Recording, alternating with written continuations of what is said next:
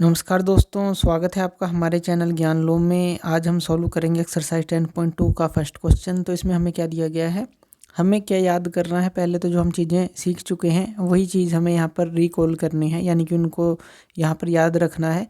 Recall that two circles are congruent if they have same radii. यानी कि अगर दो सर्कल हैं आपके पास, मान लीजिए एक सर्कल ये है और दूसरा सर्कल ये है, जो इनकी रेडियस है यानी कि सेंटर से यहाँ तक का डिस्टेंस, तो ये रेडियस है। मान लीजिए R1 है, ये R2 है। तो R1 और R2 अगर बराबर है, मान लीजिए ये 5 सेंटीमीटर की रेडियस है, इसकी भी 5 सेंटीमीटर की रेडियस है, तो दोनों सर्कल क्या होंगे, कन्ग्रुएंट होंगे, यानी कि एक तरह से सिमिलर होंगे, सेम होंगे, सेम साइज़ के आप इनको कह सकते हैं। तो यहाँ पर उसी के हिसाब से हमें प्रूव करना है कि इक्वल कोड्स, अब कोड्स क्या होती हैं, जैसे हमने A से B लगाई, C से D लगाई, ये कोड्स होती हैं। तो जो इक्वल कोड्स जो होती हैं कन्ग्रुएंट सर्कल्स की, subtended equal angles eight there centres, तो वो जो है उनके सेंटर पर, जैसे कि यहाँ पर इक्वल कोड ले लें, तो यहाँ पर ये जैसे ये सारी कोड अगर हम इक्वल ले लें इस तरह से, तो ये सेंटर पर इक्वल एंगल को सबटेंड करेंगे। ये हमें बताना है कि ये एंगल भी इक्वल होगा। तो हम इसके थ्रू जो है इसको समझ सकते हैं, ये जो फिगर हमने बनाई है।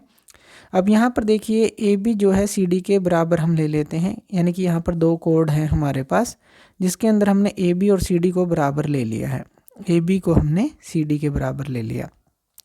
अब यहाँ पर जो AOB है, ये जो ट्रायंगल है, और जो COD है, हमें कौन सा एंगल बताना है, जो ये एंगल है AOB और ये COD है। अगर ये कोड बराबर हैं तो यहाँ पर इक्वल एंगल इसको सबटेंड करना चाहिए। जैसे अलग अलग सर्कल हमने लिए थे, अब एक ही सर्कल के अंदर दो रेडियस हमने ले ली हैं, तो उन्हीं के थ्रू हम देखते हैं कि ये जो एंगल सबटेंडेड है सेंटर के ऊपर, क्या वो बराबर होगा। तो वही चीज़ हमें बतानी है। तो इसलिए हमें क्या बताना है, जो एंगल AOB है वो एंगल COD के बराबर होना चाहिए। AOB इस COD के बराबर।